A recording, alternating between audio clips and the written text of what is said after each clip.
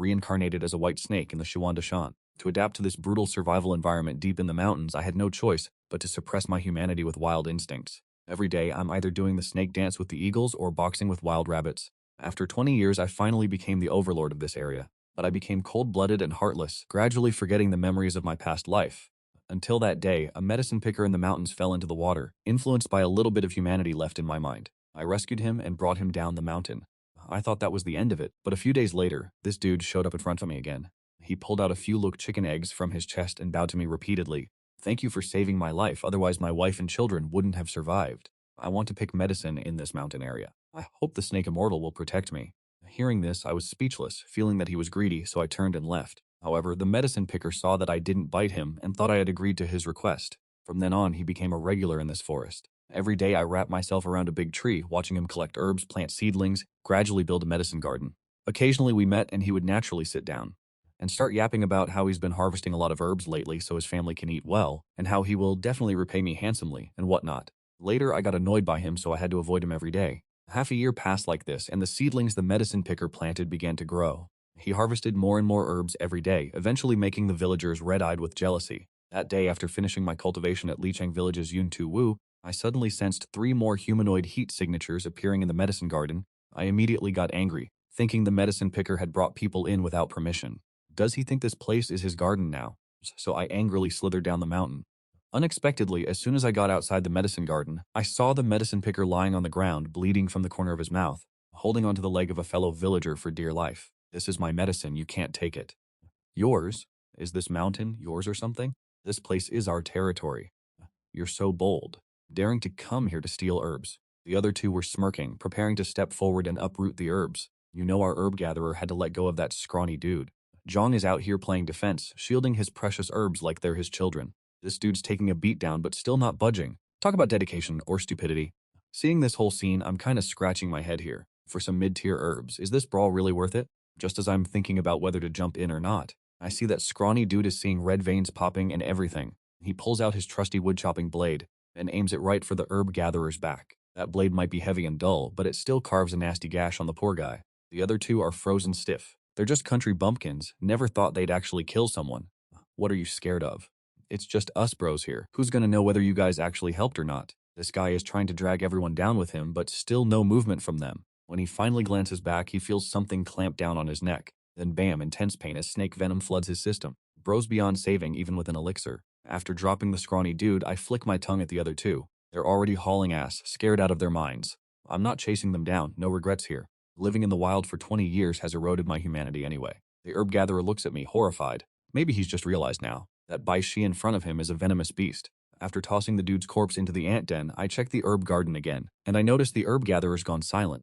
From then on, he looks at me with a hint of fear and eventually stops talking to me altogether. The weather warms up, and the herb gatherer harvests his herbs and never comes back. His little herb patch slowly goes to waste, and I go back to my old life, just diligently cultivating every day. Until the 2nd year when the herb gatherer shows up once. He just stands far away for a moment and then leaves. What I don't know is that rumors are spreading like wildfire, saying there's a giant white snake demon in the mountains. Legend has it that I even have horns on my head and I love eating people, to the point that the entire mountain range is deserted. Another 10 years pass like this. My body becomes even stronger and a wisp of chi slowly gathers inside me. No idea what that was, but I can feel the energy constantly buffing my body. That day, a humanoid figure suddenly appeared in my senses.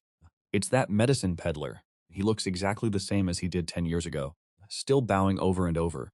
10 years has made this dude, who risks his life to gather medicine, way more weathered. That hunchback probably can't even climb cliffs anymore.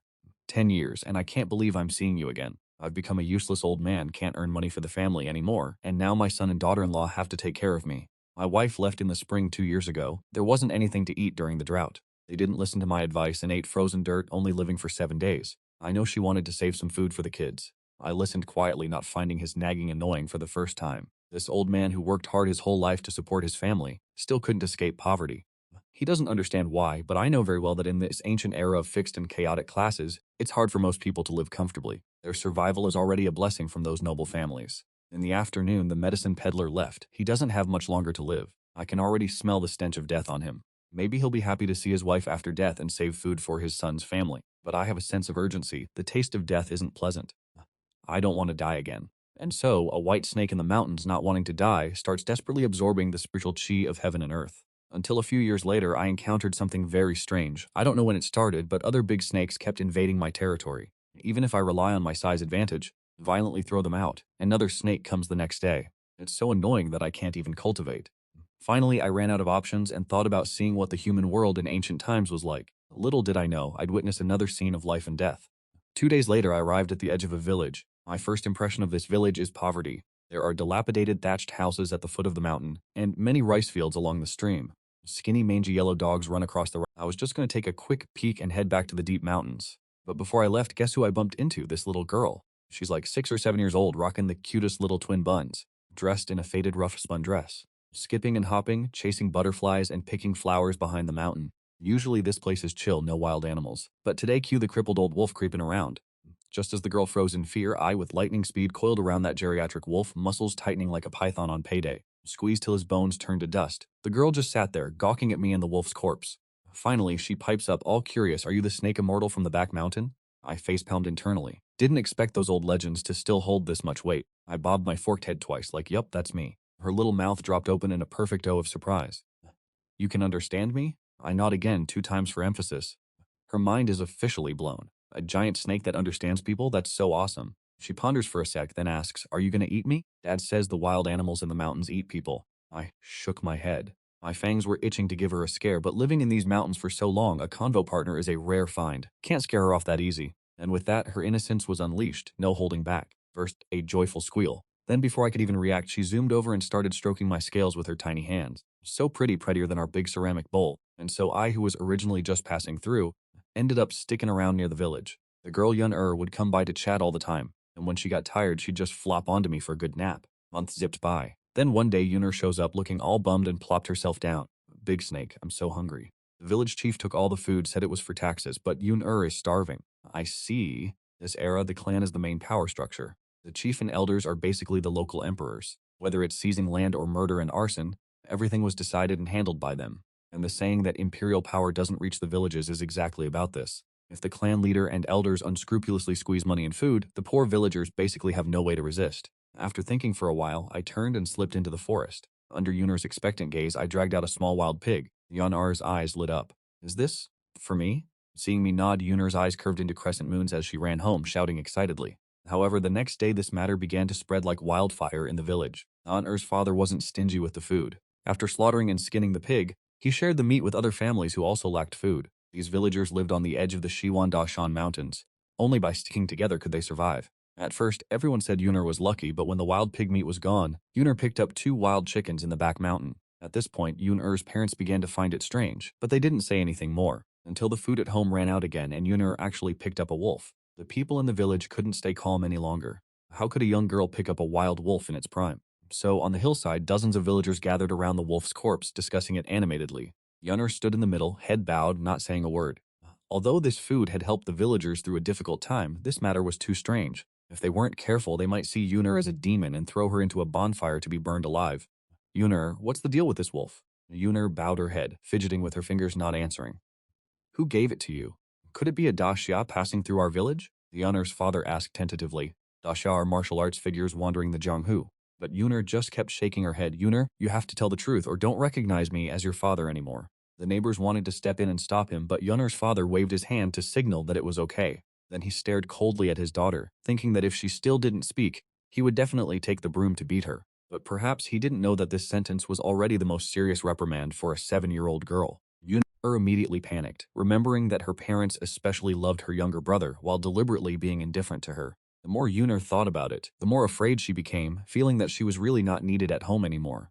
She also remembered her mother's fierce words in the past, saying she was a waste of money. With a cry, Yunnar burst into sobs, finally confessing everything. In the distant, dense forest, I sighed softly in my heart, and after thinking for a while, I still decided to show myself and see how these villagers would react. "Oh, check it, Baishi, Whitesnake." Everyone's eyes follow his gaze, and sees Yunnar running towards him, sobbing like a drama queen, clinging onto our boy, tears flowing like a broken faucet. He lowers his head, giving the little brat a comforting nudge. After revealing himself, he slithers back into the forest.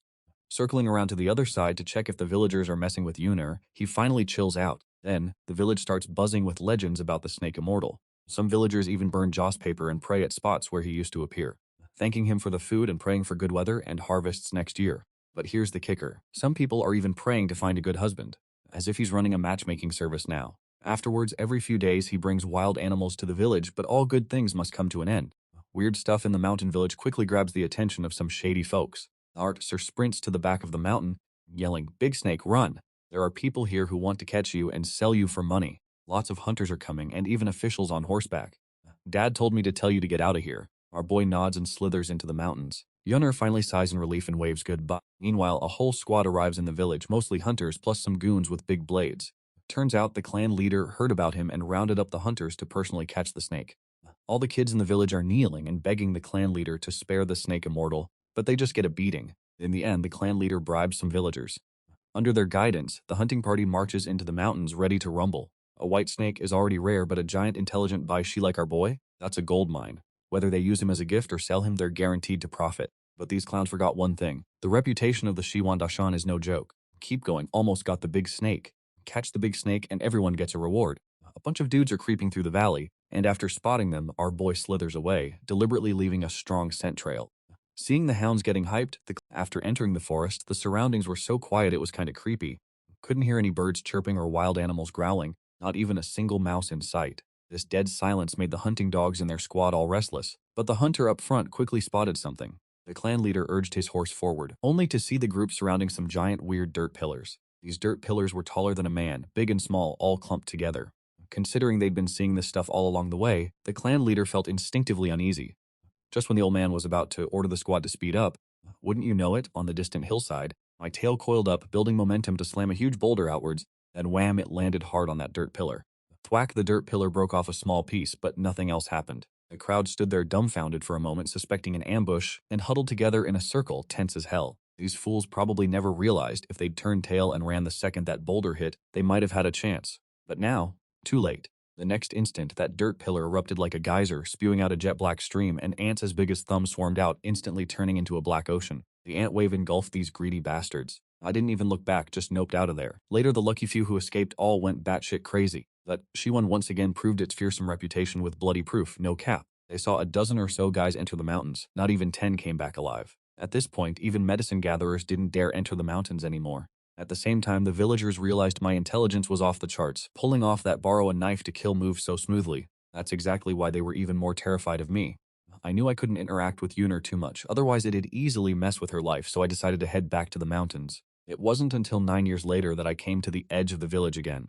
Maybe I had a karmic connection with Yunner, because as soon as I got to the mountain behind the village, I spotted a delicate figure standing there in a daze. The little girl had grown up, but her scent hadn't changed.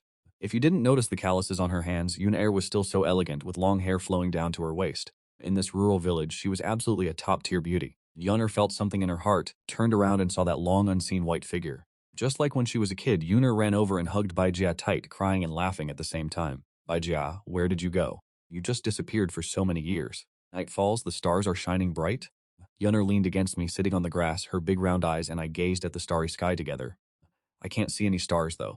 My high myopia vision after cultivation still hasn't changed much, but these things don't affect my pretending.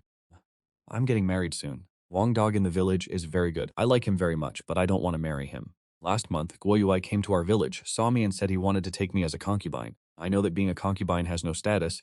Guoyuai is 40 years older than my father. The village is very poor. Wang Dege's family is also very poor. Every year we have to dig up grass roots and scrape bark to eat. But Guo Yuai is different.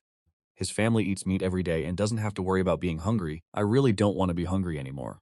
Yunner's emotions were a little agitated. She took a deep breath. "The day after tomorrow I have to get married, Baishi. Can you see me off?" I nodded. The starry night was bright, and cries came from the hillside under the bright moonlight. Very far away, on the wedding day there was no festive sound of gongs and drums, and no banquet was held. Only a small sedan chair came to take Yunner away. All she brought with her was a small slingshot. Yunner's parents were in tears, reluctant to let go, but on the hillside not far away, a young man knelt on the ground sobbing. It was Wang Dage that Yunner mentioned. He was secretly cursing himself for being useless, unable to give Yunner a full meal, or he hated Guoyuai for harming a good girl, but he couldn't do anything. He could only watch the small sedan chair carry away the girl he loved. Inside the sedan, Yunner lifted the curtain with one hand, her eyes looking towards the rice paddies. Seeing my long white figure, her pretty face full of tears showed a happy smile. Maybe she failed Wang Dog, who loved her deeply. Maybe marrying the old Yuai as a concubine was a mistake. But so what? Fate has tormented her for more than 10 years. She didn't want to starve herself to death in order to leave some food for her children. She just didn't want to be hungry, just wanted to live. She can only blame this world, this fate. I followed the small sedan chair all the way to a manor outside the town. I climbed a big tree, and from a distance I saw the small sedan chair being carried in through the back door of the manor. The status of a concubine is very low. They are not qualified to go through the main gate, nor are they qualified to worship heaven and earth to hold a wedding banquet. So they're calling it taking a concubine, but let's be real, it's just a way to find some cheap entertainment. I chilled in the trees for a minute, until the lanterns lit up the estate at sunset, then I bounced back to my crib in Xianxia, sending good vibes to that once pure and lively girl. Yuner grew up in the mountains. Can she even handle the backstabbing and power plays of a big clan? Honor's situation lit a fire under my tail. I started training even harder, hoping to never have my fate controlled by others again. But get this, a year later, some dude comes stumbling into the valley. Clothes ripped, body covered in scratches, this man was straight up sprinting like a madman. I don't know why, but I had a bad feeling about this. Because in my spidey sense, that was Yuner's big bro Wang. Barely standing, crawls to me and starts bawling. Snake Immortal Tashian, please save Yuner. Hearing that cry for help, I instantly transformed into a white streak and hauled ass back to that mountainside. Honor's parents and the villagers were all there, gathered around the girl as she struggled, right when I showed up. Everyone instantly dropped to their knees, begging. Honor, lying on a mat, looked at me, a faint smile on her pale face, a smile that was light, beautiful, and tragic all at once. Her body was covered in wounds, probably from getting beat down with sticks. Yuner's mom, full of desperate hope, kneeled and pleaded, Snake Immortal, please save my Yuner. Too bad I don't know jack about healing people. Those stick beatings were brutal, damaging her internal organs. Medicine was useless. Everyone started wailing even harder. The fact that they think even I can't save her means she's really done for. Honor weakly waved her hand. Parents, no need to bother. Great Snake, I want to lie on you and look at the sky, look at the clouds.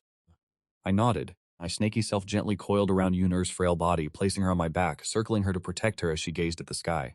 Thank you. On her life so fragile, yet so strong, so fleeting, yet so eternal. Back on that quiet mountainside, a new grave was made. I coiled up right next to it, silently watching the new grave. Yuner left the mountain village only to return here in the end. This was her final resting place. Wang sat in front of the grave, mumbling Yuner didn't have it good in that mansion. That old geezer didn't treat her like a person, and the main wife bullied her all day, constantly. She really wanted to go home, but that tight-fisted landowner wouldn't let her go. Just days ago, the landowner even planned to offer Yuner to Zhao Laoi of the Zhao family. Yuner refused at all costs, and I couldn't show my emotions on the surface. This rage, only I myself know about it. That evening, Wang Xiaogei grabbed his blade, and the man and snake headed towards the small town. I'm not afraid of killing, even less of karma. Those bastards killed Yuner. I have every right to avenge her. A snake's life cannot be lived in cowardly humiliation. That night, in the Guo landowner's courtyard, except for the low-level servants and maids, no one survived. The wounds on their bodies were all from snake bites. I used a very small amount of venom. A tiny drop of venom can kill a living person, so I don't want this to cause trouble for little bro Wang. I don't believe those guys have the guts to go into the Shiwan Dashan to catch snakes. After returning to the mountain village, Wang Xiaogei told Yuner that he had avenged her, and that he would find a girl to marry and have kids with in the future. The next day, the local magistrate, after investigating the Guo family incident, came before Yuner's grave and saw me guarding it with his own eyes. After understanding the whole story, the magistrate was deeply moved. Even the beasts of the mountains have feelings. The murder case passed vaguely. Some people wanted the authorities to do something, but ended up embarrassing themselves greatly. The magistrate's meaning was simple. If you're so capable, you go deal with it. I can show you where the white snake lives, as long as you dare to go. Those guys suddenly remembered the story of some family from the past, and all fell silent. As for me, I wasn't interested in any of this. Knowing that a person's death is like an extinguished lamp, Yuner is gone, and I no longer have any desire to leave the mountain to see the outside world, obediently staying in my territory, focusing on my cultivation. More than a decade passed in a flash, and that day's shed body grew to 8 meters long, becoming a true behemoth. But right in my own territory, I had to face another life or death battle. It was a gray wolf that had awakened its intelligence. Having just begun to understand cultivation, it was determined to devour a powerful prey to level itself up. So after sniffing out my existence, it began to provoke me frequently. I originally planned to ignore it, letting the gray wolf shift its target, but who knew it would see me as an easy target? In the end, I decided to kill that annoying gray wolf. After some preparation, the gray wolf indeed came drooling to my doorstep, provoking me in its eyes. I am the juicy, delicious prey that can level it up and make it stronger. Therefore, it didn't care about the location of the decisive battle. The two beasts faced each other with no probing whatsoever. From the start, it was a fight to the death. I deliberately left an opening, using my own body as bait to lure that gray wolf in. The moment those wolf fangs clamped down, I injected venom like needles straight into its back. Those razor-sharp teeth sank deep, and I started bleeding like crazy. The gray wolf, hyped up by the blood, went even more berserk. I was also getting my wild side triggered. I dragged that gray wolf deep into the swamp. The moment it fell into the water, it knew it was cooked. The water, it literally had no chance to retaliate. The struggle felt short, but it had been more than half an hour. My wounds, coupled with massive blood loss, left my body drained. I desperately needed to devour flesh and blood to replenish myself, along with a large amount of pure wolf blood being swallowed. I felt a burning sensation in my stomach. Plus the serious injuries, I straight up passed out. The huge snake body drifted along the stream, and at the same time, the gate next to a thatched cottage creaked open. Out came a white-haired old woman with a kind face. She carried a wooden basin full of clothes to the stream, followed by a cute little golden puppy frolicking around. Suddenly, the golden puppy started barking wildly at the stream. At first, the old woman didn't pay much attention, but when she reached the riverbank and saw the massive figure in the shallow water, thwack, the wooden basin dropped. The old lady went thud and actually knelt down and kowtowed. Uh-oh, this ain't good. Why is there a dragon suddenly falling from the sky? The old woman, never experiencing much in life, actually saw me as a divine dragon fallen from the heavens. She was stunned after blurting out that sentence. I was still completely unconscious at this point, but deep within my soul, which was originally very weak, was suddenly infused with energy. Little did I know, this was the legendary Feng Zheng technique, literally the good fortune that countless demons dream of day and night. After kowtowing, the old woman rolled up her pants and tried to drag me out of the water. The mountain stream water was bone-chillingly cold. Soaking in it for so long caused my body temperature to drop sharply, and my vitality was weakening. The old woman pulled me out to bask in the sun, which unintentionally accelerated my recovery. Seeing that I still wasn't waking up, the kind old woman rushed home to get an incense burner, lit fragrant candles in front of me, and even put a bundle of straw under my head. A few days later, I opened my eyes again. The moment I looked up, I saw the incense burner in front of me and the old woman kneeling and kowtowing, along with the puppy barking woof woof. From the first glance, I had a strange feeling about the old woman in the underworld. Feels like your boy needs to repay this old lady somehow, so I nod 3 times to show my gratitude, praying to Shenlong for a bountiful harvest, praying to Shenlong to bless the old man's reincarnation into a good place where love and hate don't end up on different paths. Can't stay here too long. Slithering back into the mountains, but not too far, feeling like I owe this old lady, gotta repay her. A lonely old woman living by herself, it's gotta be tough. Might step in and lend a hand at some point. Those earth tales about Bai Shi are scary. A snake demon that can control the weather to repay kindness, and even offers her body in return. Straight up terrifying. They saved you once, you saved them once, and you're even, right? Why make things harder than they need to be? So I set up camp in the woods near the old lady's house. A few years later, this secluded paradise far from the city's chaos faces a disaster. The world always comes together after being split, and splits after being together for too long. The flames of war spread to the edge of the Xiwandanshan. The officials started conscripting soldiers, and the landlords seized the opportunity to seize land and increase taxes. And there's also a bunch of so-called heroes gathering their troops. The barren villages that already lack strong manpower. Forced conscription has taken all the young men over 15, leaving only the old women and children. Mountain village without young men obviously becomes a target for bandits and thugs. One day, with my usual far-sighted vision, I slither up the hill behind the village and use infrared to see flames raging in the village. Lots of figures lurking around. Bandits and robbers, this ancient profession is super popular in ancient times. You could say anyone can join, especially in times of chaos. They're like fish in water, living freely, and if they're lucky, they'll even be recruited by the government. With a flick of my body, transform into a local big shot. After thinking for a sec, I wind my way through the reeds towards the old lady's house. The robbers are running rampant. The thugs swagger up to the old lady's door and see a giant white snake standing upright. Before they can even scream and run, demon beasts, huh?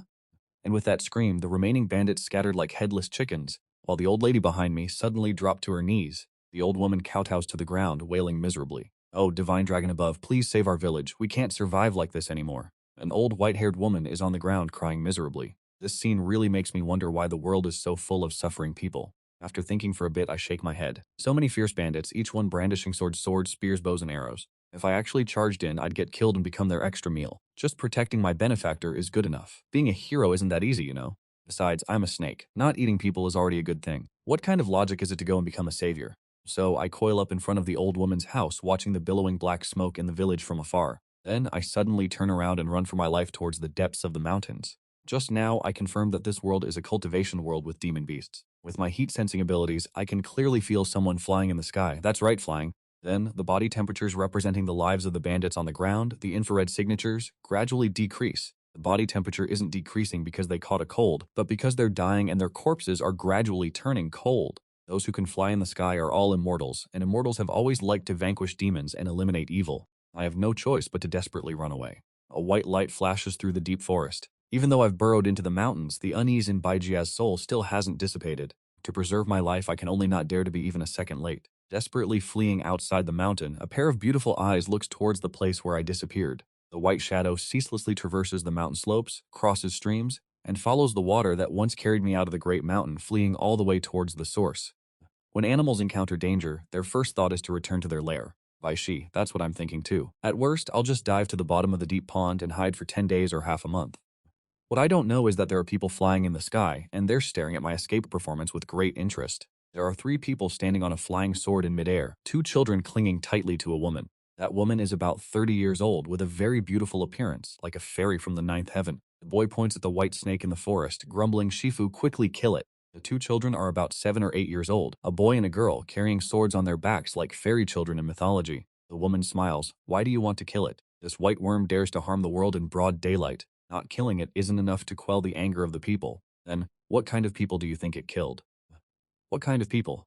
Of course it killed the villagers. If we hadn't arrived early, that old woman would have been poisoned by it. Don't believe me? Just ask your shime. Our boy glances at the little girl and she's like, let me think. The woman shakes her head, sighs softly. Reading 10,000 books is no match for traveling 10,000 miles. What you see with your own eyes isn't necessarily the truth, y'all. I should take you 2 down the mountain more often. Not everyone is a good guy, alright? And demons aren't always 100% evil either. These rampant bandits are straight up evil. Baishi kills bad guys but never harms innocent villagers. So tell me which is more hateful, that snake or the sky-high crimes of those robbers? The 2 kids lower their heads, not saying a word, still struggling to accept the idea that even evil beings can have a shred of goodness. The woman seems to understand her 2 disciples' thoughts perfectly. Think carefully before you act in everything you do.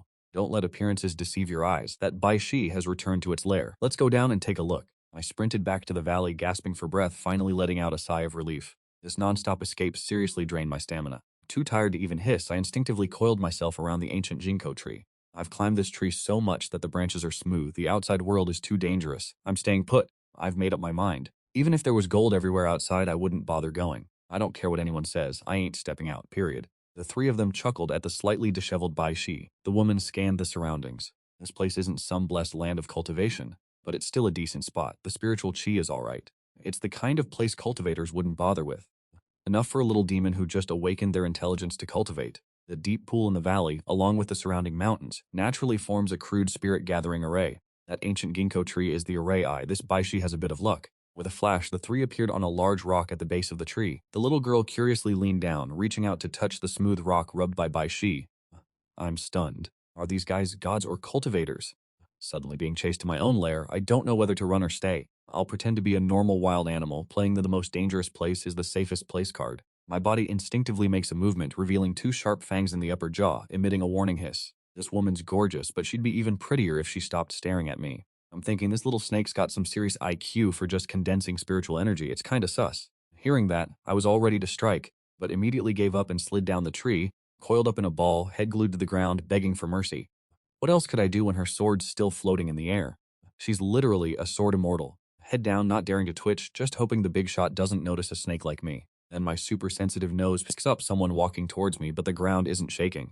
No need to elaborate. Their cultivation's gotta be so high they're walking on snow without leaving a trace. Gotta realize there are 3 people, but I can only sense 2 kids. The girl, I can only pinpoint her location using my sense of smell. The woman's checking out the white snake in front of her. This white snake's pretty average, but also kinda different. Only a little stronger than a wild beast. Your typical mountain snake's not that bright, but this white snake's IQ is strangely high. Just now when it saw my disciples and me, the shock and the act of playing dead was golden. And after only 1 sentence from me, it immediately slid to the ground and accepted its fate. Absolutely hilarious.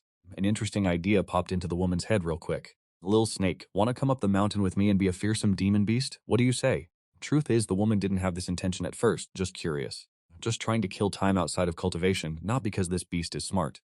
Even though this white snake's clever, there's no shortage of intelligent monsters in the world. What really changed her mind was the white snake's beautiful scales, so shiny and exquisite. People always like pretty things, like seeing a beautiful bracelet and wanting to buy it. I raise my head and see the woman staring at my shiny scales with a look of awe. So I had to nod. Agreed. If I didn't agree, even though I've confirmed the woman's not evil and has a good heart, what if she suddenly wants to make a snakeskin coat? The 2 kids don't care. In fact, they think raising a snake would be pretty fun. No need to say too much to a low-level demon snake. The woman My vision went dark and I fainted. Well, looks like I'm just an object to these people now. After waking up again, I found myself standing on the mountainside of some towering peak. The first thing I saw was a giant rock like 7 stories tall, with 3 massive characters inscribed on it, strokes like dragons soaring. Shenhuashan abruptly pierces the azure sky, severing heaven and earth into thousands of dangerous peaks. The world feels so empty. I remember traveling to Huashan back on Earth in my past life, but this mountain is even taller, bigger, more treacherous, and majestic. I know I've met some powerful figures and was originally resisting being dragged here as a doorkeeper, but now it seems my luck ain't bad. With a backer, life will be easier. Even if I'm just a discarded object, I can still benefit immensely from the leftovers of a powerful cultivator. A woman led two young disciples, chatting and laughing as they ascended the mountain. I followed closely behind, treading along the stone steps, clinging precariously to the cliff face. Waterfalls of all sizes could be seen everywhere. The water in the pools was crystal clear because of the steep cliffs, concentrating on the mountains that pierced straight into the clouds. Bottomless abysses, bizarre rocks jutting out everywhere. Grand halls in the mountains rose layer upon layer, resembling a celestial palace with stone bridges spanning the valleys. Long corridors connected, with green pines growing on the giant rocks or beside the misty waterfalls, azure seas surging, a gentle breeze blowing through the sea of clouds, bell towers and stone pavilions appearing and disappearing. If I could sit upright in a pavilion, enjoying a jar of light wine right now, and playing a zither, it would truly be a paradise on earth. Craning my neck and sticking my tongue out, looking up at the sky, a massive formation was in motion. No wonder they aren't flying straight up the mountain, but walking, this must be a no-fly zone in this world. Along the mountain path, I occasionally encountered people wearing white and green Taoist robes. Various cultivators, old and young, were descending the mountain, all bowing and yielding the way to this woman along the way. I overheard a lot of information. This place is called Chunyang. The woman's name is Wudong, and she's the Shiji of the sect leader. That boy is called Yangmu, and the younger girl is called Shu Ling. These guys are all personal disciples of Wudong. Word on the street is that Tuan Duong Palace's Wudong only has these two disciples. Countless dudes were trying to break their heads just to become disciples but failed. Looks like I just snagged myself a huge backer. Before long, they arrived before a massive ancient payphone. More than a dozen guards in front of the mountain gate got me kinda tense. On the stone payphone were three large characters that read Tuan Duong Palace. Three characters brimming with spiritual energy. Don't know why, but as soon as I stepped inside the mountain gate, I noticed the air here was especially clean. Sticking close to the three people, passing by many training grounds for disciples, gliding past one exquisite great hall after another, crossing from one stone bridge to another long corridor, only stopping after a long time in front of a secluded and quiet palace, but it was extremely elaborate. The palace was perched precariously on the cliffside, clouds drifted and ancient pines stood firm, looking at the empty great hall with only three figures. I by she finally understand why they brought me here, so they really did bring me here to help guard the gate. But no matter what, as long as I don't have to worry about becoming a wallet or a handbag or being cooked into a delicious snake soup, that's good enough. And no need to bow down and offer tea, even less need for some old geezer ritual, grabbing a snake spirit to guard the door. This ain't a disciple acceptance ceremony. Why the heck would they need to do any rituals? This great hall will be your residence from now on. Also, you'll have to patrol the Tan Shrine up on the mountain nearby. I've already informed the refectory and internal affairs office. You can go to the refectory to get food yourself, but also remember to absolutely not run around. Otherwise, no one can save your life. I nodded. Seeing how full of spiritual energy I was, Wudong was extremely satisfied, then just ignored whether I was still there or not, directly starting to teach his two disciples cultivation. I simply pretended not to understand anything, found a secluded corner in the great hall, and curled up into a sneaky ball. Eavesdropping on those two disciples, Duong Mok didn't seem very friendly to me, constantly glaring and scowling, while that little girl Tu Lin was especially mischievous, occasionally reaching out to touch my snake scales. Suddenly not having to worry about hunting anymore, not having to always be wary of enemies. Suddenly I was a little unaccustomed to it. This place is very quiet and also very safe. Outside the great hall, Inkolk spread their wings, clouds roiling, while inside a white snake was openly slacking off. From then on I officially stepped into the life of cultivation. With nothing to do, I'd stroll around the palace, scaring mice and getting rid of moths. Then I ran out to the open space in front of the palace to watch Wudong's two disciples practice. The early morning, I'd practice chi absorption facing the cliffside, and in my free time, I'd gaze at the jade bottles on Wudong's tea table. Inside were delicious pills and elixirs, but not something a snake was qualified to eat. 3 days passed. Besides eavesdropping, I only wandered around the sect, and when tired, I'd slither back to Wudong's palace, curling up on a large rock by the cliff to take a nap. As for guarding the great hall, I didn't believe for a second that there weren't formations around it. Under Wudong, Yangmu had a rigid personality, while Tu Lin was a mischievous little girl who could never sit still. Since the addition of a white snake, Tu Lin's eyes had shone even brighter. In her free time, she'd find the white snake to play with. I had just dozed off when I heard footsteps approaching. I opened my nearsighted snake eyes and finally made out Wudong approaching, but something seemed off. Wudong's face was serious and his tone was unusually stern. White snake, how can you be so lazy? Hurry up and get to work. Looking at Wudong scolding the white snake in front of me, I flicked my tongue out, lazily lowered my head, and continued sleeping.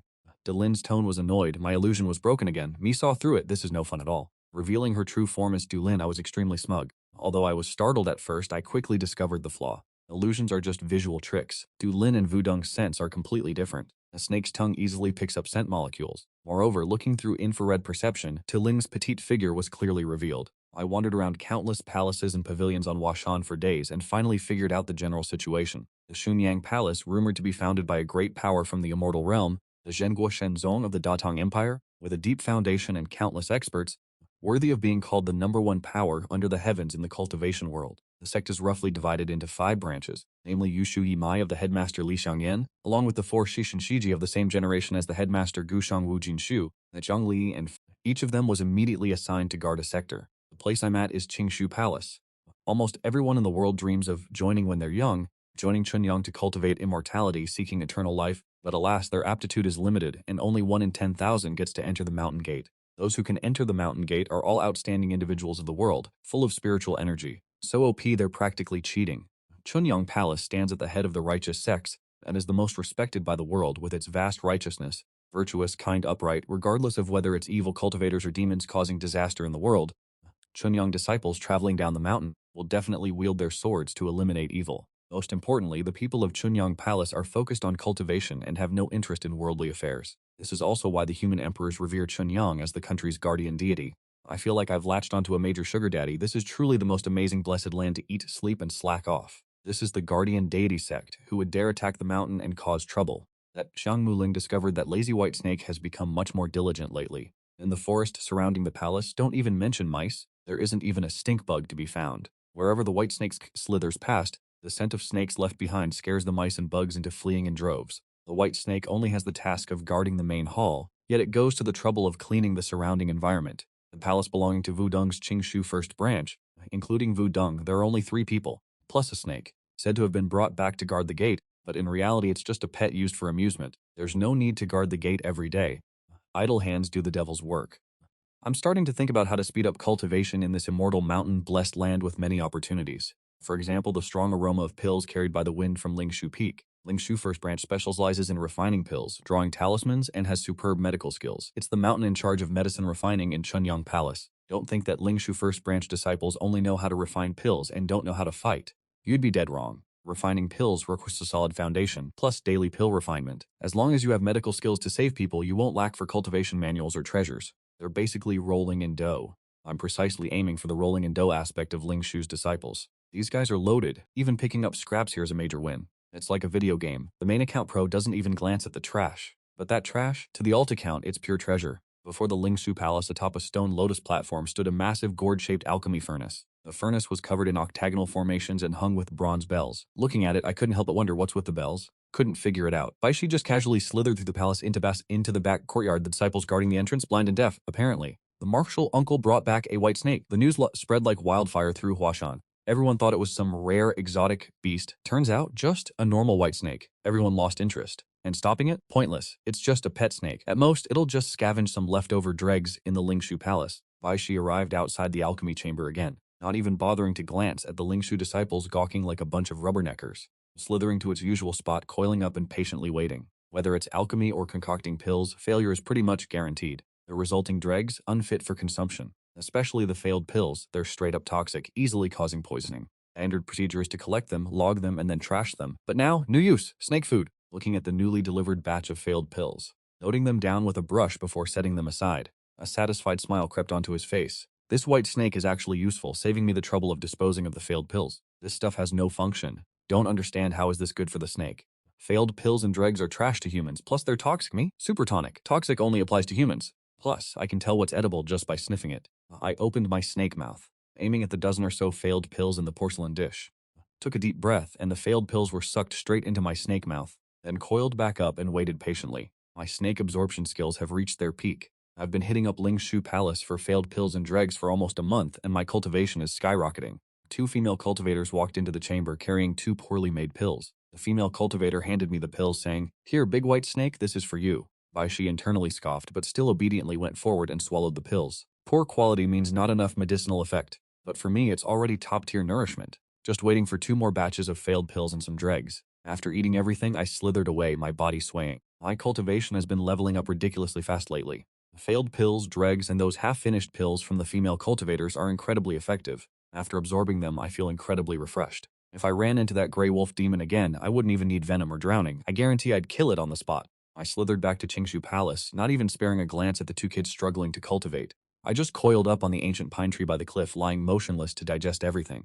Each strand of medicinal power in my stomach seeped into my whole body through the blood vessels. Turns out this digestion took a whole day. Waking up the next morning, I felt a tightness all over my body. I knew I was about to shed my skin. Ling, who was practicing her swordsmanship, glanced over and saw the white snake coiled around the ancient pine tree looking a bit strange, so she stopped her sword and went over to check. Master, something's happened.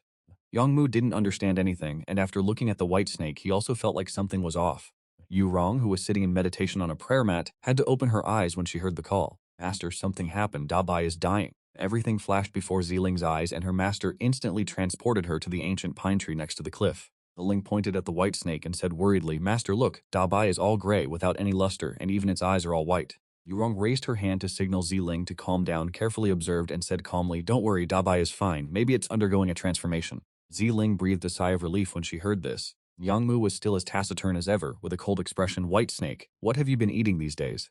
Thinking about it, she felt that it was impossible for the snake's cultivation speed to be so fast, more like it had eaten something good by mistake, leading to vitality and cultivation skyrocketing. Yurong's face wasn't good. What is it? Don't tell me you two took the elixirs you saved up and fed them to it? Ziling and Yangmu looked at each other embarrassedly. Absolutely not. Lately, Dabai has only been going to the Lingshu Palace, eating a lot of discarded pills and dregs. Senior brother Du, who manages the discarded pills and dregs, has been much more relaxed recently, probably ate almost a whole pot of it, right?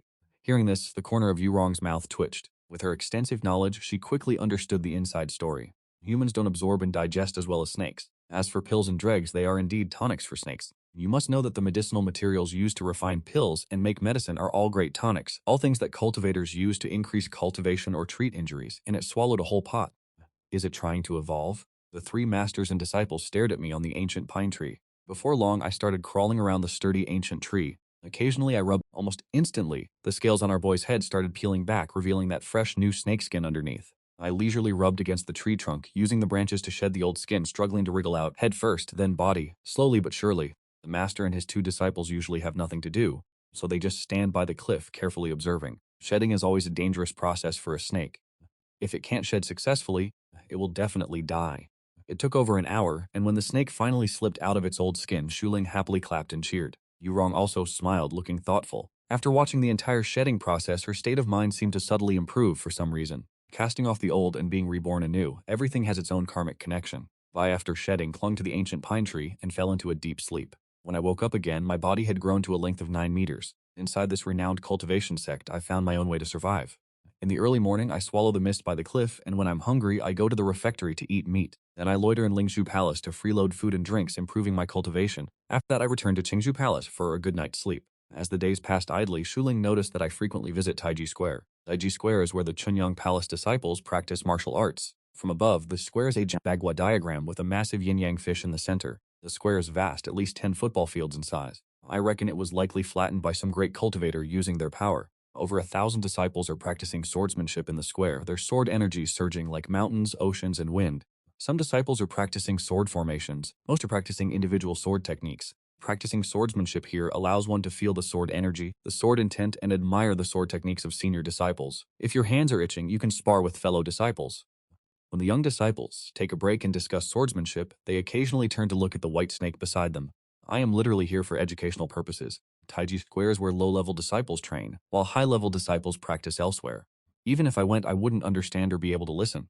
Building a solid foundation is the most important thing when learning martial arts. So I just eat, sleep, and hang around Taiji Square, learning cultivation techniques. After staying for a while, I slithered over to Zhuang Peak. New disciples who have just joined the sect, in addition to practicing swordsmanship at Taiji Square, they also have to meditate at Zhuang Peak, practicing how to circulate their cultivation techniques and enter the true world of cultivation. Zhuang Peak is vast, with various terrains and cascading waterfalls that enhance its mystical aura. At the peak of Zhuang Peak sits a massive boulder. The top of this boulder is about the size of a basketball court, with an ancient pavilion perched at the edge. In front of the pavilion stands an ancient peach tree. Only disciples who are exceptionally gifted can cultivate on this boulder.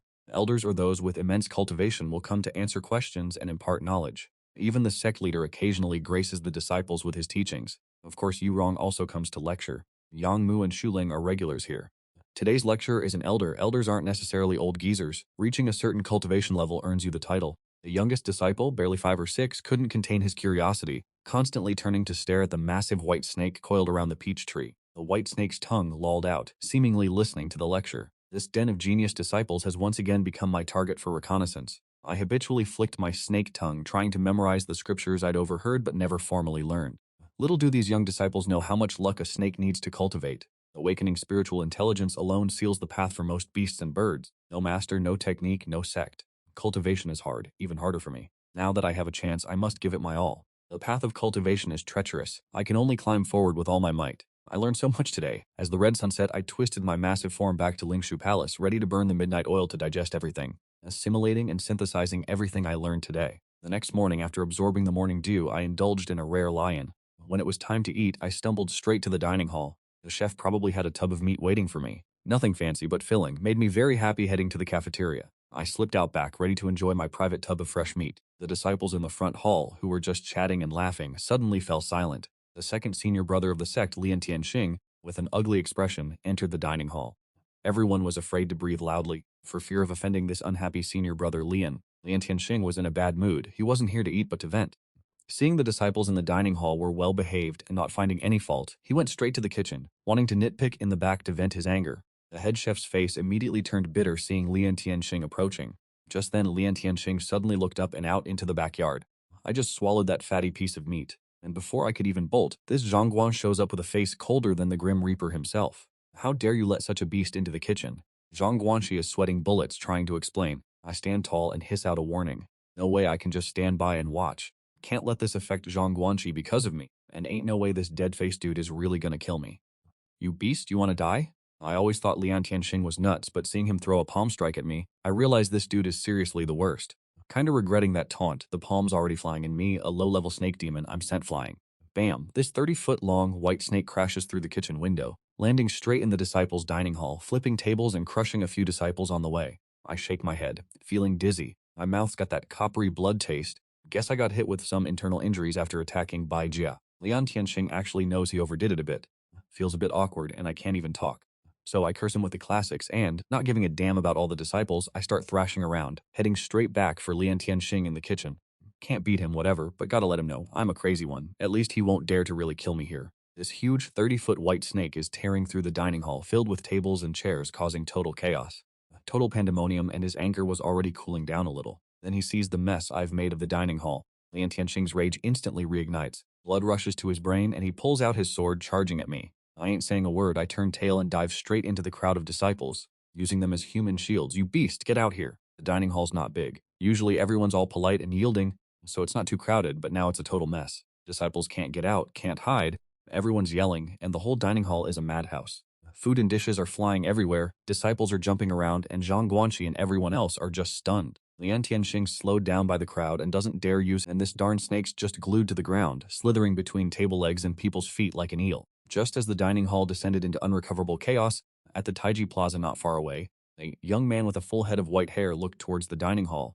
His brow furrowed and his figure instantly vanished from the spot. When he reappeared, he was directly above the dining hall. Looking down, he saw people stumbling and scrambling out of the dining hall's small entrance. The main door and windows were shattered, and the disciples jumping out were a complete mess. Tables and chairs were smashed, and bowls and chopsticks flew everywhere. It could be said that since the establishment of Chunyang sect, such chaotic scenes had never been witnessed before. The guy who arrived is none other than Qi Yun, one of the Chunyang 5 masters of Zishu Palace. Qi Yun valued laws and etiquette the most, and was mainly responsible for rectifying rules and regulations, holding the power to manage the defense of Chunyang sect, tolerating no mistakes in anything. Seeing the scene before him, he immediately flew into a rage. Enough, everyone stop. I was happily scurrying about when suddenly I face planted on the ground. The other disciples were the same, lying prone in awkward positions. Even Lian Tianxing couldn't escape. Ziling, who had just run to the door wanting to intervene, aced without hesitation. Everyone clammed up, not daring to move. Qi Yun, with his profound cultivation, roughly understood what had happened with a single glance. He glared at me, and that one look sent shivers down my spine. Luckily, his gaze quickly shifted, landing on Lian Tianxing. Shishu Qi, explain. Shut your trap. Lian Tianxing's expression was unsightly, his eyes wide with shock. You, as the second disciple of the Chunyang sect's leader, are stooping to bicker with a beast. Aren't you ashamed enough? This disciple is foolish. I obey the command. Lian Tianxing bowed twice, took his leave, and flew towards Siguo Cliff. After Qi Shun dealt with Lian Tianxing, he turned his head to look at this white snake, his brow twitching slightly. I was so scared I didn't even dare to stick my tongue out. God knows if this famously strict guy suddenly wants to make snake soup. Qi Yun turned his head to look at Ziling, who was still lying prone on the ground. Disciple Ziling, you cultivate at Qingshu Palace. Bai Shi does not understand etiquette, order you to take it back for strict education. Within 3 months, Bai Shi is not allowed to go to the refectory to forage for food. Shuling was shooketh to the core. Shishu Qiyun actually spared Bai Sha. Since when did Shishu become so chill like that? As one of the Chunyang 5 immortals, he really shouldn't be bothered by a small snake like this. Alright, everyone. Scram. Get the craftsman to fix the dining hall pronto. Qiyun flicked his sleeves and vanished into thin air like a boss. This instant transmission trick had Bai Sha straight up envious. From afar, Lian Tianxing was flying towards Sigua Cliff. Hearing Qiyun's punishment for Baisha's face darkened, and he grit his teeth, speeding up like he saw a cheat code. Shuling pulled out a healing pill and stuffed it into my mouth. After swallowing the pill, I felt a whole lot better. I didn't even bother with Shuling's nagging, just swayed my body and slithered back to Qingshu Palace. After that, I had to face the punishment from Yu Wurong. Shuling was clutching her stomach, ruffling. Even Yang Mu's 1,000-year ice face couldn't help but twitch at the corner of his mouth in front of the statue. Baisha raised its head, flicked its tongue, and stood motionless, with a red candle on its head. Yu Wurong's punishment was to be a human snake candlestick. Next year, Huashishan is going to be Bolei. The snowy winter was as beautiful as a freaking immortal realm. Melting snow runoff. Spring returned to the land, and I woke up groggily one early morning. I saw the snow outside the main hall melting and warming up. Snow water dripped from the blue-tiled roof like rain. For some reason deep in my soul, there was always a dense unease and unprecedented discomfort. Moreover, that unease came from the sky. I stuck out my tongue and sucked the leftover yang strengthening pill dregs into my mouth, wiggled my body a few times, changed position, and continued to hibernate, conveniently absorbing the pill's essence to nurture my spirit in preparation for the incoming danger. My gut told me to eat my fill and replenish my strength to deal with the crisis. For the rest of early spring, I wasn't planning on going out. The temperature was too low, which would stiffen my body and slow down my thinking, so I slept for another 2 months. Rain fell on the pear blossoms carried by the spring wind. Spring has arrived, and the flowers and grass know it. Spring, the kitten lies on the roof, basking in the warm sunshine. Wildflowers bloomed on the mountain, and the pear trees were as white as snow. Countless young couples held paper umbrellas and went on spring outings. Even the sect leader went to the Sea of Flowers to enjoy tea and wine. How carefree and at ease. Yu Wurong of Qingshu Palace walked out of the hall, frowning, and looked up at the sky. For some reason, there seemed to be an increasing pressure in the sky. Wurong's jade fingers were doing calculations like crazy. She glanced at me and my glowing red pearl on my head. Yesterday, this little rascal snuck a nibble of some spirit herb while she wasn't looking. It wasn't anything too precious, but she was still fuming, so she gave me a beatdown. Candles down, and she's heading over here. I carefully put the candle down, then slithered over to Wurong and coiled up like a good boy, looking at this so-called boss of mine. 5 years have passed, and this high-level beauty hasn't aged a day. In fact, she's getting younger. Must be some insane cultivation progress. Worthy of being one of the pure Yang 5. You've been feeling uneasy lately, huh? I thought about it and nodded. It's a tribulation for demon beasts. Pass and you get a huge power-up. Fail, and you're dust in the wind. Come to think of it, I've been munching on a ton of discarded pills and dregs these past few years, and somehow managed to absorb it all. Good. You just chill and recover for the next few days. Prepare for the tribulation. But you better not be in the sect, and don't even think about running. The words tribulation struck a chord of unspeakable sorrow in my heart. Human cultivators don't even need to worry about what heavenly tribulation is. Just cultivate hard and you're golden. At most, they only face a tribulation when they reach the peak and prepare to ascend, just to see if they're the real deal. But other creatures have it rough. They have to face a tribulation after cultivating for a short while, and then another one when they ascend. One extra tribulation compared to humans. Don't underestimate that one extra time. The vast majority of demon beasts end their journey right there. If your strength skyrocketed after surviving the tribulation, then maybe it would be worth it. But no, you're still just a little demon, and some random human cultivator can smack you down with a flick of their magic artifact. Talk about species discrimination. Shuling's eyes looked at me, filled with pity. 5 years have passed, and Shuling has grown into a sensible young beauty. No cultivator is ugly. Shuling is even more of a beauty among beauties. Cute and charming, just a little mischievous. That Yang Mu guy, that 1,000-year block of ice, is either swinging his sword or doing homework. But after finding out that I'm about to face a tribulation, he actually brought out all his healing elixirs. His eyes clearly screamed one thing. Master Dabai is so pitiful. Master, bless it with 2 or 3 spirit stones to help it survive the tribulation. Long Mu stood beside her, not saying a word, but his expression was exactly the same as Shu Ling's. I hope Master can give me some good stuff so I can safely pass the tribulation. Yu Rong also doesn't want me to die. Qingshu Peak only has 3 people and a snake. Losing one would be super boring. Yu Rong helplessly shook her head. This girl hasn't learned anything else, but she's mastered the art of being spoiled rotten. Throughout Chunyang Peak, I'm afraid only my lineage has this kind of warmth. Xiaosu's tribulation is extremely difficult. Our human race is the spirit of all things, so we have fewer obstacles. Xiao is different. Opening its spiritual intelligence was already extremely difficult, and now, having cultivated some success, it has to face the heavenly tribulation.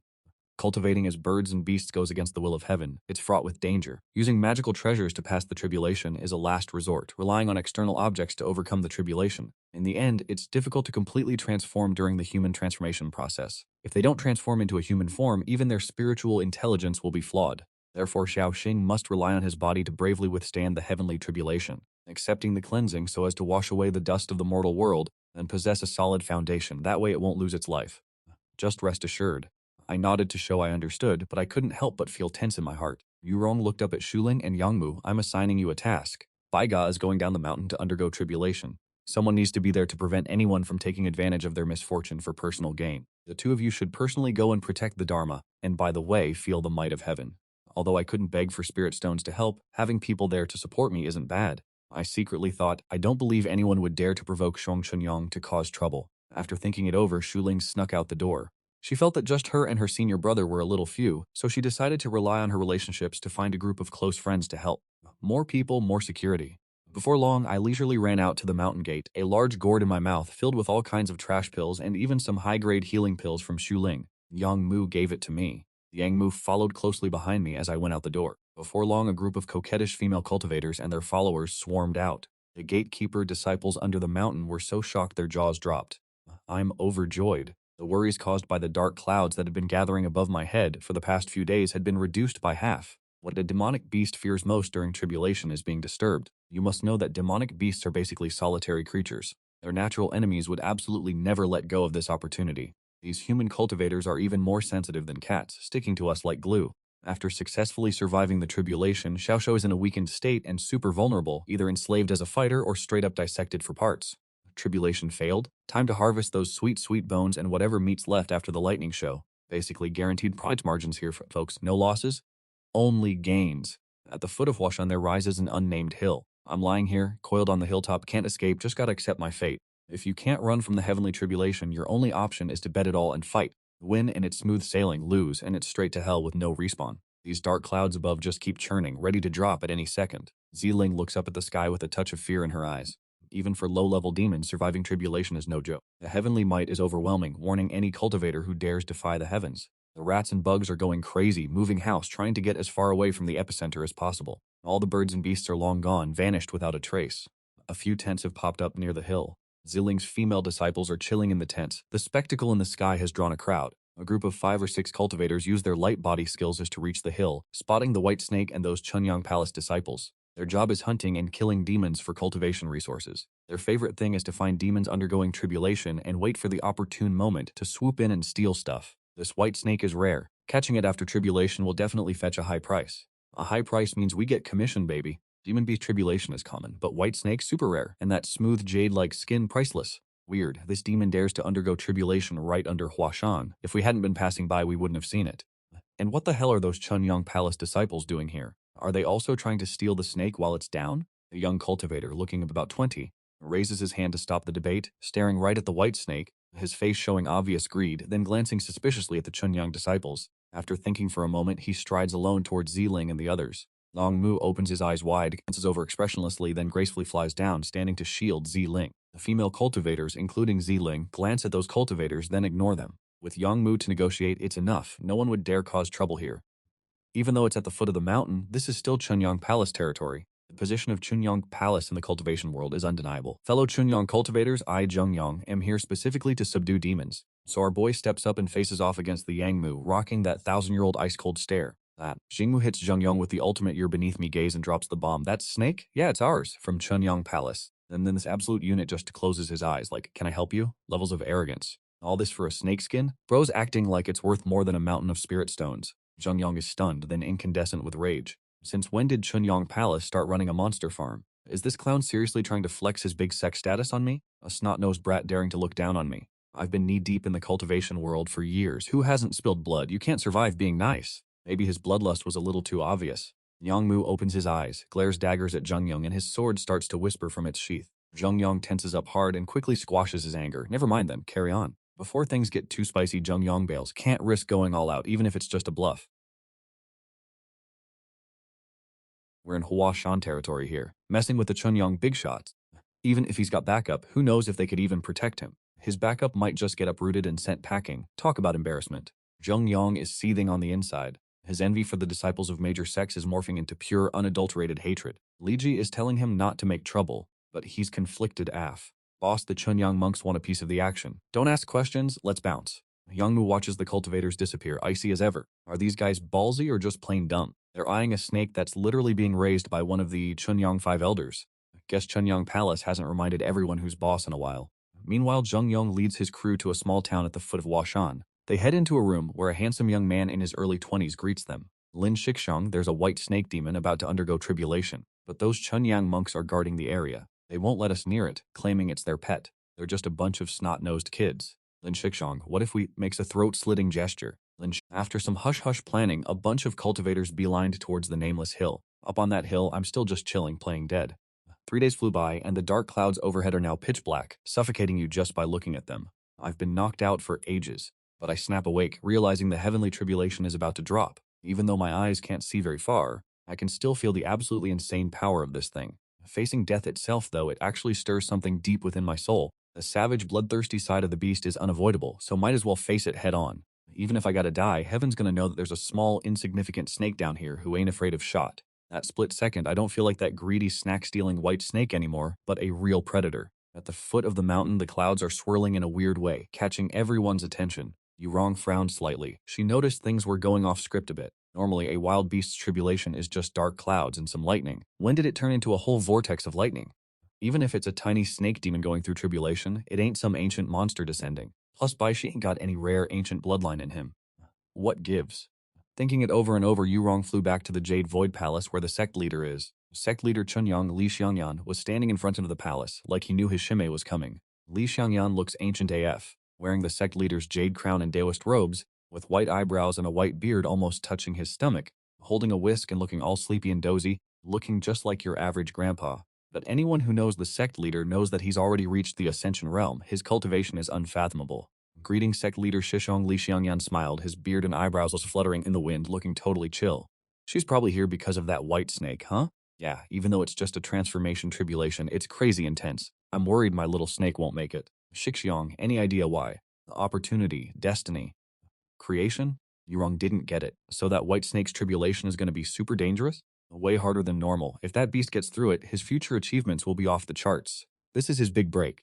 Everything in this world has a set course. Even this old man can only figure out a tiny bit. This is his destiny. This tribulation is a blessing in disguise for that white snake, old man says. Don't sweat it too much, junior sister. This little snake's destiny doesn't end here, you know. Nurture it well, and who knows, it might even boost our Chunyang sect's fortune.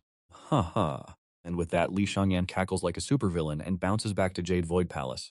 Yurong sighs in relief, suddenly the idea of boosting sect fortune. Meanwhile, at the foot of the mountain, smack dab in the middle of the storm, I'm about to face a heavenly tribulation. The clouds are darker than my humor, blanketing the entire sky. Night falls and the Shuling squad instinctively retreats, but they're too busy to notice the group of cultivators in the woods behind them, eyes locked on them like hungry wolves. Only Yangmu gets a bad feeling and glances back, suspicious af. Mantis stalks Cicada, Oriole lurks behind. The Chunyang sect's elite disciples feel obligated to deal with these fodders before the white snake even finishes its tribulation. Zhengyong and his senior brother Lin are eyeing the Chunyang disciples like they're a buffet, getting all hot and bothered, especially by the female cultivators like Ziling. They're practically drooling at the thought of selling them off to the evil cultivators. Disgusting. Enjoying the view, are we? Zhengyong and his crew turn around and see a Chunyang sect disciple standing midair. And not just any disciple, but an elite sword-flying one. He ain't even gonna bother explaining. Sword flashes, and suddenly there are a few more corpses on the ground. Oops. Youngmu turns around, sees the homie in the flash of sword light, realizing this guy just saved their asses. He bows his thanks from afar. The elite disciple nods back, then zooms back to the sect. Shuling, ever the airhead, waves at the departing sword light. Wasn't that the gate guard senior brother? What was he doing here?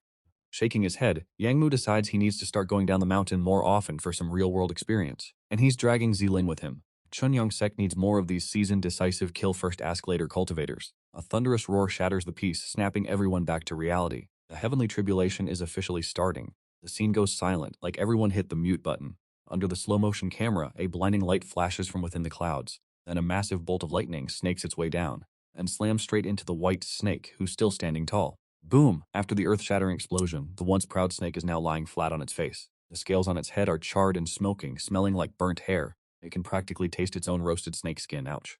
Bai Shi was in agonizing pain. Getting struck by lightning was even worse than touching a live wire. Its snake tongue was instantly numb, shaking its head violently. Bai Shi was beyond pissed, and no sooner had it finished cursing in its heart than another bolt of lightning struck. Normally, lightning strikes shouldn't be this rapid fire. They need to build up momentum first. But instead of single shots, it's gone full auto. Bai Shi's numb head felt like it had brought misfortune upon itself for cursing the heavens. No more cursing today. After surviving this tribulation, cursing at leisure later wouldn't be better? As soon as it had this thought, another lightning bolt struck, shattering the scales on its back, exposing the flesh beneath. The sect leader of Yushu Palace on Huashan Mountain, looking at the continuous flashes of lightning, he felt confused and strange. Since when did the heavenly tribulation change like this? The scales on Bai Shi's back shattered. Fresh blood flowed freely, and the power within its body quickly restored the wounds. But the growth speed of the flesh clearly couldn't keep up with the speed of the lightning strikes. Especially the snake scales, which acted as armor, were even less likely to develop quickly. Lightning striking the wounds would bring even greater destructive power. Just a moment ago, it was still a Bai Shi, but after a few breaths, it had turned into a Shou Shi. The group of Xu Ling watching from afar revealed expressions of horror. Remembering that they were also cultivating immortals, if they could attain enlightenment and ascend, they would also have to undergo the heavenly tribulation. They were so frightened that their Tao hearts became unstable. Fortunately, the younger ones quickly regained their senses. This experience could at least help them prepare mentally, so they wouldn't be completely clueless. Consider it a form of training. After 7 or 8 consecutive lightning strikes, it finally stopped. It wasn't that the lightning tribulation had ended, but that it was brewing a new attack. The Bai Shi was almost smashed into the ground, raising its head and shaking off the mud. Its eyes, which were originally not very intelligent for a snake, were now full of spirituality. The heavenly tribulation is a calamity, but also a test. Each time you overcome a wave of lightning, it will bring changes to the body. The pain and fresh blood had completely didn't even bother popping the healing pills our boy prepped beforehand. Not even counting the outburst, glaring at the heavens like he's about to throw hands. Big White's gone crazy. Now scratch that, he's definitely lost it. Using external stuff to transcend is still transcending, but it's flawed and leaves openings. Like how some demons got human bodies but still have animal features. That's because they cheated with outside help during their tribulation. Relying on your own raw power to level up gets you a huge power boost. You'll be stronger than humans in the same realm at least. Humans mostly cultivate bodic. Few focus on the physical up fast. Demons are more balanced and train their bodies hard though. We humans gotta borrow better cultivation manuals and magic treasures to beat those demons. When it comes to pure inner power, we're kinda lacking NGL. Demons' physiques are seriously OP. But Shiji, don't sweat it too much. Humans cultivate way faster than demons. Demon cultivation is slow AF. It takes them like 10, 100, 1,000, even 10,000 times longer than humans. All that time spent grinding gives them crazy huge power reserves. If you run into one later, you gotta be careful.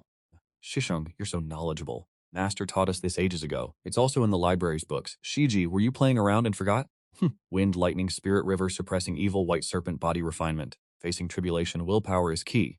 Lightning strike, skin peels, flesh flies, revealing a bloody skeleton. Electric sparks danced around his body, finally dispersing into the earth. The intense pain kept hitting him, almost making his soul faint. White serpent knew he absolutely couldn't pass out now, or he'd be toast. The dark cloud vortex in the sky kept brewing. White serpent could feel the final lightning strike coming. Pass it and it's smooth sailing. Fail, and this is the end of the road. All he could do now was raise his stubborn head and show the heavens what's up. Underneath the earth, a tiny white serpent refused to yield, opened its mouth and hissed a warning at the sky, revealing 2 sharp fangs. Big White's gone mad. Xu Ling and the gang were watching from afar with jaws dropped, terrified by the heaven's might, but even more impressed by that unyielding white serpent's figure between heaven and earth. That moment, everyone's realm seemed to unconsciously improve. The piercing, fierce hiss attracted the tribulation lightning. A mysterious purple lightning bolt shot down from the dark cloud vortex, instantly slamming the head-raised white serpent into the ground, creating a deep crater. The purple lightning directly incinerated the white serpent into a charcoal brick. The cloud vortex dissipated, and cracks in the dark clouds let through rays of sunlight. Xu Ling, Yangmu, and the others quickly rushed to the hill, then stared at the charred object in the pit, not knowing what to do. Big White got turned into crispy. Yangmu felt like this whole situation was getting a little out of hand. That long black thing in the lake, is that just a charcoal briquette? No way, heavenly tribulation literally cooked the Big White. It went from fresh to charbroiled real quick. Yangmu's face is a mess. Suddenly, a sound squeak. Yangmu stopped Xu Ling from losing it. He's all ears, eyes glued to the crispy snake. That sound was quiet, but showed up out of nowhere. No way, Big White ain't dead, is he? Then everyone hears it. The sound's coming from the charcoal snake. Check it, the burnt-out head starts cracking, showing off smooth jade-white scales underneath. The burnt husk falls away, revealing the snakehead Baisha past the tribulation. Xu Ling's about to rush in, but Yangmu yanks her back. Don't be reckless when your waifu's molting after a lightning bath. Honestly, the heavens hooked them up. Boosted physique, refined cultivation. The most obvious glow-up for a snake is shed skin. Simple, clear, like a total rebirth. The and shed skin. Poof! A bigger white snake appears. Bai Sha is stoked to have survived, can live long and not worry about ascension anytime soon. Best not to get your hopes too high about ascension anyway, and even if you're prepping for the heavenly tribulation, who knows how many years it'll take. Snakehead held high, tribulation conquered. This tribulation's actually a transformation tribulation, meaning after passing it, they can use transformation arts, most often turn in human.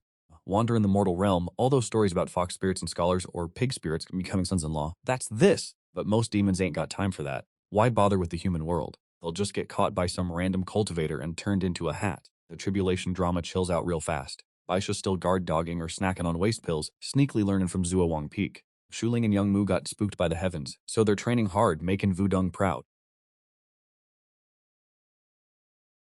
As for shapeshifting, gotta figure it out yourself. Unless getting struck by lightning instantly turns you into a person. That logic's kinda sus. You're in that much pain where you're gonna find the time to control every muscle to shapeshift. Getting zapped just makes you better at handling energy, so you can tweak your body to transform, ditch the beast form, and become human forever. That's literally the dumbest thing I've ever heard. Everything under the heavens has a reason to exist. Why toss your own species aside and become a thing that's neither man nor beast? Humans are humans, and demons are demons.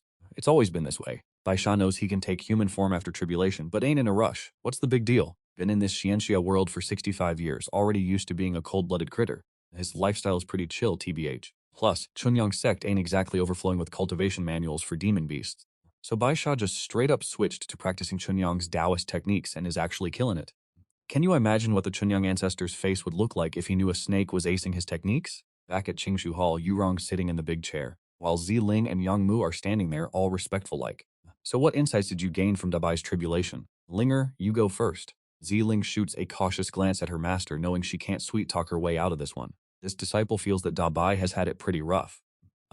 Anything else? Ziling gives Yangmu the most pathetic puppy dog eyes, hoping her big bro can take the heat. Okay, Moore, you're up. Understood, master. First, tribulations is easily disrupted. One must come up with a foolproof plan or make the opponent too scared to act rashly. Second, my junior sister and I lack experience in the Jianghu. There were snakes hiding in the grass, and we didn't even notice. Third, cultivation. Cultivation goes against the will of heaven. Cultivating is all about seeking that glimmer of life. No matter how tough it gets, you can't give up. Fourth, the immortal tribulation is a test for us cultivators, and we need to face it head on. If you don't even have the guts, then what's the point of cultivating immortality? Very good. Cultivation ain't easy, and Dubai has it even tougher than you guys. Humans in this world live in comfort with abundant resources. They don't even have to worry about the transformation tribulation during cultivation. They definitely don't have to spend their days fighting and killing just to survive.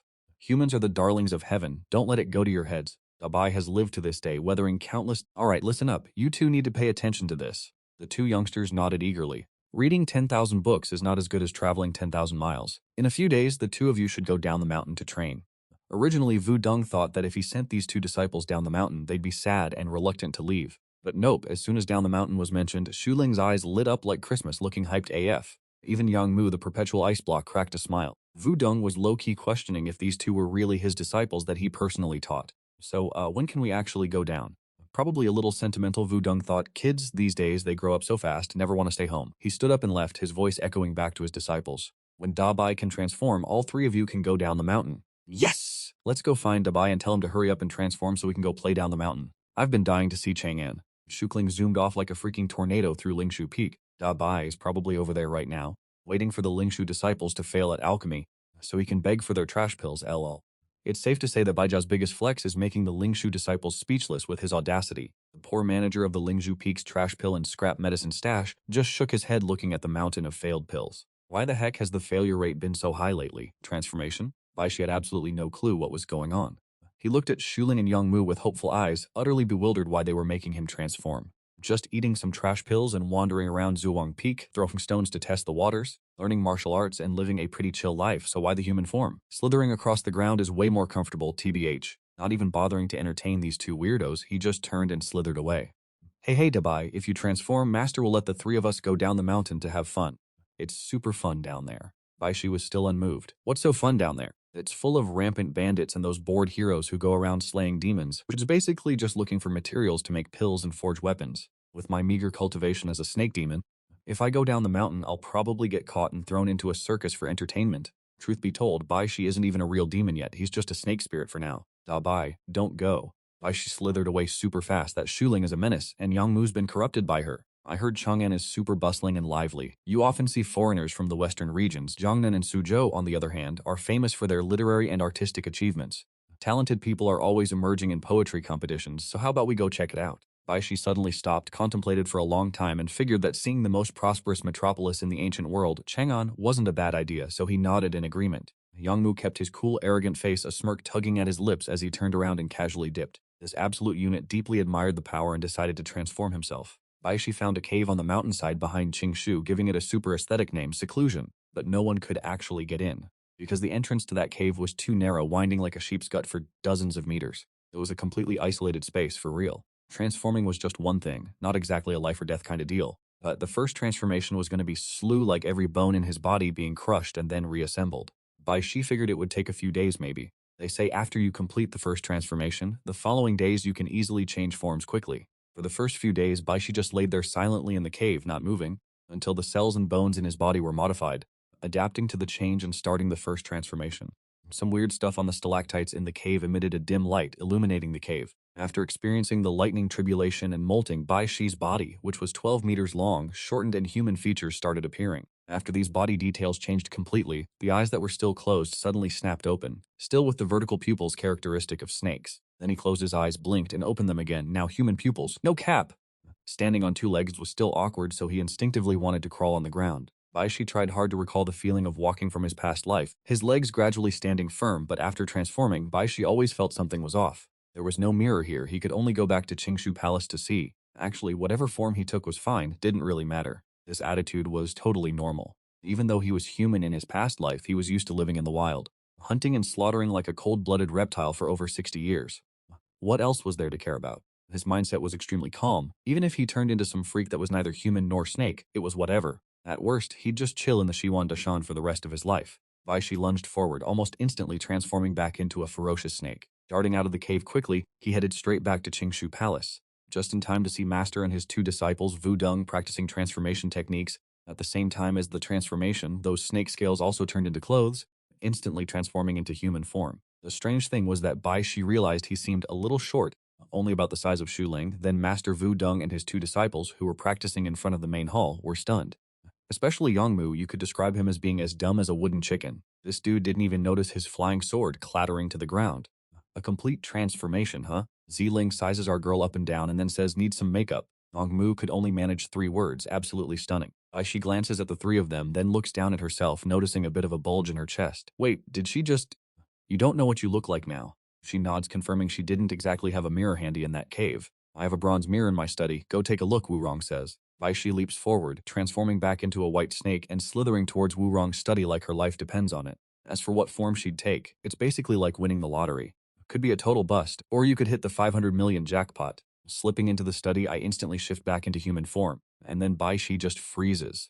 In the mirror is a young girl, not very tall, maybe 15 years old, with a petite figure. A slender, elegant waist so thin you could wrap your arms around it. Hands like lotus roots, skin as white as snow, and a forehead as smooth as jade.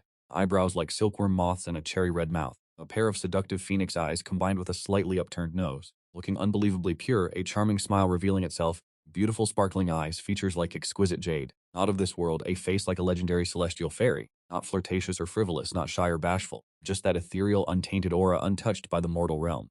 I raise a hand in shock. The fairy in the mirror raises her hand too. Remembering back in the 10,000 mountains, all those giant snakes going crazy, doing a wild writhing dance trying to be my friend. Guess I should have realized I'm a female snake. So, fate's playing games on humanity, huh? But for real, where's the special feeling at? It's been 65 years and whoever I was before is gone? 65 years is more than enough time to change a man. Guess I'm just used to being a chick in this world now. In a flash, my mind goes back to being chill. It's pouring outside, a white curtain of rain covering everything. The steam rising makes Baisha uncomfortable. She just wants to bask in the sun. Stepping out of the study, the other 3 have no motivation to cultivate. They're chilling in the gazebo when Tu Ling sprints over, looking left and right, face full of curiosity. For her, this is the first time seeing a demon turning human. A demon transforming. If she could, she'd pinch me to see if this is real. Check where your snake soul's hiding. Awakening your intellect and transforming ain't easy. Remember this, never cause chaos or create more karma. The path is long. Cultivate peacefully, don't waste this hard-earned transformation. I nod. The 3 are stunned, hearing snake hisses from a human mouth. It's so weird, even Baisha is taken aback. I clearly wanted to talk, but why is it still hissing coming out? Baisha frantically grabs her throat, shaking her head, but still snake hisses come out. No matter how much I change my mouth shape, it's useless. It's like I'm still a snake. Animals have a hyoid bone in their mouths. Only by refining it can they speak human language. For transformed demons, refining the hyoid bone isn't hard. The fastest only takes a few days. Ling and Duang Mok have a sudden realization. I nod helplessly. Pure Yang sect. We don't usually have demons joining the sect. Just be the same as before. You've learned quite a bit of the Pure Yang techniques anyway. That's more than enough. Remember to wear this jade pendant, so disciples don't misunderstand. Once you refine the hyoid bone, then go down the mountain. I nod again, not showing any expression. It's not that I don't want to express, but I can't. To make expressions, you have to control your facial muscles, but snakes don't have facial muscles, do they? I'm not used to controlling my facial muscles either. Even if I transform, I wouldn't know how to control them. If a demon never had human concepts, bro just finished transforming and already knows how to talk. And on top of that, our guy can express the entire range of human emotions. That's sus af. Even if you're a demon familiar with humans, it still takes time to learn and get used to controlling those muscles. Just transformed and already talking and laughing. Straight up plot armor. You got a name yet? Dabai doesn't count. Let's give you a new one. Naming is kinda hard for yours truly. A little brainstorming and boom, inspiration strikes. Since I'm Bai Shi, I'll take Bai as my family name, plus it's raining cats and dogs, so I'll add you to my name. My dream is to become a king, to become a divine sovereign. Combine Wang and Jun to get Jun. Yu Jun it is. I call for paper and brush, awkwardly grab the brush with my right hand and write on the paper. The three of them think it's pretty normal. If he could write beautiful calligraphy right after transforming, that would be a problem. The three words Yu Jun vividly appear on the paper. Yu Jun. Not bad at all. The three young ones enter the dining hall, led by Yu Jun, while countless people stare as a certain young male disciple gets his Baozi snatched by the little junior brother next to him. All eyes are on Yu Jun. There are plenty of beauties on the mountain, but this otherworldly, pure beauty is one of a kind. The female cultivators yank on the ears of the male cultivators they came with, pinching hard, while the single fellas can only see thee. From Ling and Yangmu find an empty table and sit down. Yu Jun heads towards the kitchen in the back. Lots of disciples whispering to each other, discussing the identity of this new beauty, not wearing any Taoist robes, just a white dress. The white dress doesn't even have any identification tokens or a sword to represent her disciple status. No one can guess her background. Only a few high-ranking disciples recognize that jade pendant as somewhat familiar. Little miss, you've got the wrong place. Yu Jun looks up and smiles, silently thanking this chubby chef for his care over the years. A young chef's vegetable cleaver clatters to the ground, almost cutting his foot. Entering the familiar back courtyard, walks right up to the blood-soaked trough prepared just for her. Even though it's just scraps, there's enough here to fill her belly. The cook heads out back, and what he sees next is straight-up nightmare fuel. Warm morning sun, birds chirping. This beautiful little lady is squatting in front of a wooden tub full of blood and raw meat. Her tiny hands grab bloody chunks and shove them straight into her mouth, not even chewing before swallowing. This cook's thinking, welp, guess the world just went bonkers. Over at Lingshu Palace, Lingshu disciples with their gourd flask spot a babe in a white dress strolling into the main hall. And get this, she's sashaying from side to side, cutting an S-shaped path. Talk about a captivating walk, and she's doing it without a single footstep sound. Just who is this girl? It's the caretaker dude in charge of collecting trash pills and dregs. He watches the strange little girl walk in and sit down all nice and quiet, and he's about to ask who she is, when she grabs a fistful of those waste pills and yeets them straight into her mouth. Handful after handful, she's just chowing down, and the caretaker is shook. That stuff was supposed to be for the giant serpent. What's she doing eating it all? Is she gonna, die of poisoning? After polishing off all the waste pills and dregs, Yu Jun gives the caretaker a sweet smile, then saunters off. It's at this point that the caretaker finally notices the jade pendant she's got on her hip. That's the same one that Serpent always wears. Not to mention, she can just casually eat all those dregs and waste pills. Has Seated Forgetting Peak picked up a new batch of disciples? All the disciples aged 6 to 15 are busy cultivating on Seated Forgetting Peak. Then this girl shows up, not wearing a Taoist robe and without any kind of identification tag. The senior disciple guarding the gate protects her jade pendant and doesn't stop her. The misty mountain peak is like a scene from heaven. Under the big peach tree that needs 5 or 6 people to hug, empty the mind, fulfill the luck. Existence means the present me, enjoy me the present body, and achieve a perfect state. Under the peach tree, a little girl in a white dress sat and dangling on the tree, her feet swinging leisurely, comprehending the meaning and experiencing the scenery. Yu Jun is straight up cribbing cultivation techniques in broad daylight. Perched in the peach tree, she can see everything and enjoy the mountain breeze. It's seriously comfy.